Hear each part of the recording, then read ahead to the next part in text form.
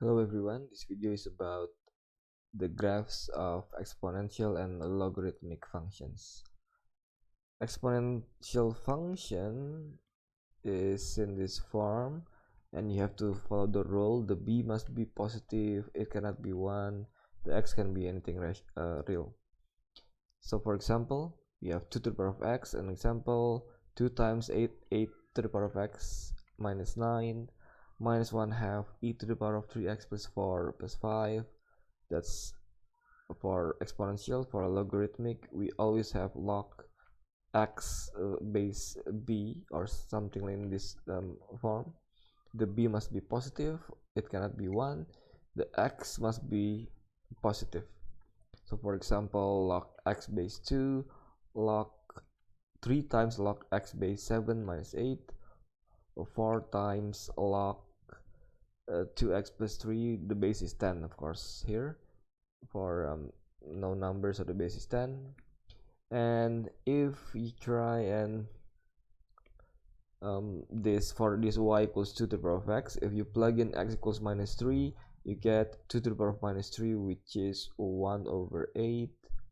And if you plug in, you get 1 over 2 to the power of 0, 2, 4, 8.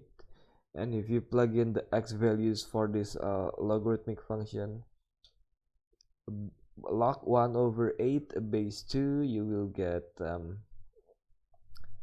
minus 3. And this is minus 2, minus 1, 0, 1, 2, 3. If you plot the points, this is in Desmos. If for the 2 to the power of x, that's the blue, I mean it's like blue curve, that's the y equals 2 to the power of x. The green curve is log x base 2. The red straight line is y equals x. So as you can see, because logarithm is the inverse of exponents, of course the green curve is the reflection of the blue curve in the y equals x line, because it's the inverse.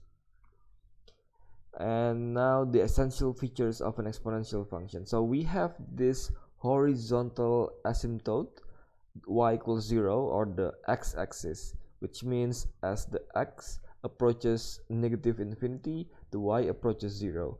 So you can just try here. If you plug in minus 3, so it's around, say here, okay, let's start with 0. When the x is 0, we get y equals 1. When the x is 2, we get 0.1. When the x equals minus 2, we get 0.01. So it's getting closer and closer and closer to the x-axis, but it never crosses the x-axis. It's just gonna be 0.00000 something, but never 0 and never negative. So this horizontal asymptote means the straight line, which is approached by this curve. Approach but never touching, never crossing. And we also have y-intercept. So we have two essential features: the horizontal asymptote, the y-intercept, and of course the shape is like this. For a logarithmic function, we have a vertical asymptote this time. So the curve approaches this x equals 0 line, and we also have an x-intercept. And the x-intercept is of course when y equals 0. And yeah, if you try here, log, this means base 10 of course. So log 1 base 10, there'll be 0. Log 0.1 base 10, that's a minus 1. This is minus 2. This is minus 3. So if you're using the x value is getting closer to 0, like 0, 1 is here, and then 0.1 is around here, 0.01, 0.001. So if the x value is closer to 0, the y value is getting more negative and negative. So as x approaches 0, the y approaches negative infinity. The basic shapes of exponential and logarithmic functions. So this is y equals e to the power of x. This is like the original y equals f of x graph.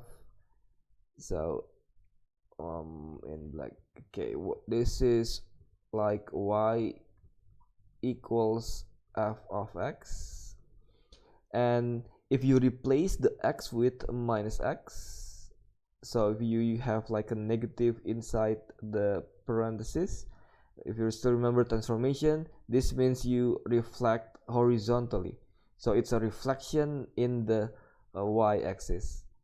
And from this original graph, if you reflect in the x-axis, or if you have like a minus outside the f of x like this, so minus f of x, this is a vertical reflection, so you flip it upside down. The mirror is the x-axis, and if you combine both, so you reflect and then you reflect again, you get this curve. So it's the transformation of this original function. If you have minus inside and outside the parentheses, you get this result. And here, this is the log graph. The base is e here, log base n. So if this is the original y equals f of x, if you reflect in the y-axis, so you reflect horizontally, this means you replace the x with minus x. So this is ln minus x, and this is from the original f of x. If you have a minus like on the outside, so times minus on the outside, times minus on the outside, it's a reflection in the x-axis, upside down reflection, and the combination of both reflections, we have minus f of minus x, like this graph here. So if you have to sketch this exponential function, you can start with the original y equals e to the power of minus x, which is from this kind of shape, and then this is like the original, and now you wanna slide this 3 units to the right, because you replace the x with x minus 3. If you replace the x here with x minus 3, you get this. So be careful here, it's not replacing with x plus 3 or anything else. So when you replace with x minus 3, you slide 3 units to the right, you get this kind of graph. The y-intercept is now e to the power of 3, because when the when the x equals 0, we get e to the power of 3. So this is the y-intercept now. And then from this graph, if you wanna stretch in the x-axis, you stretch vertically, so you multiply by 2 on the outside. So multiply by 2 on the outside, the y-intercept becomes this, because when you are stretching it, all the y values are 2 times taller.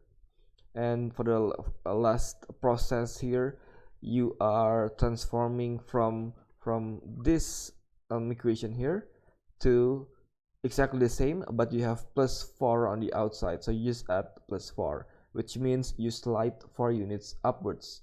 So the y-intercept is now 2e cubed plus 4. And of course the horizontal asymptote was the x-axis. After you slide it 4 units up, the horizontal asymptote is now y equals 4. So this is the final answer. You can use transformations. That's it. I'll see you again next time.